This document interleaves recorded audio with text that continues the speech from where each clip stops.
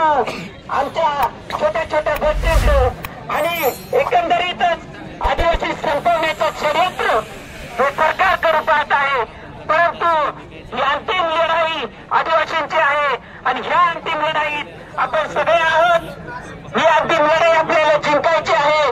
PESA असो 5वी अनुसूची असो, या सगळ्या आपले जल जंगल जमिनीचा अधिकार सुद्धा आपल्याला अबाधित ठेवायचा आहे। परंतु आपण फक्त आणि फक्त आदिवासी पेसा संवर्गातील 17 संवर्गाच्या नियुक्तीसाठी या ठिकाणी एकत्र आहोत आणि ती आम्हाला सर्वोच्च न्यायालयाच्या अधीन राहून या ठिकाणी नियुक्ती देण्यात यावी। अन्यथा हे बेमुदत आमरण उपोषण आम्ही पुढे चालूच। परंतु आज जो उद्घाटन होईल हे सरकार खडबडून जागेत आल्याशिवाय राहणार नाही। आमचे बांधव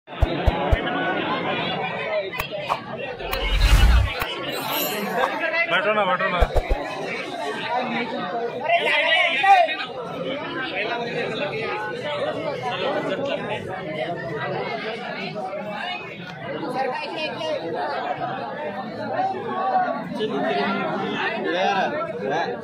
चल बाहर चला के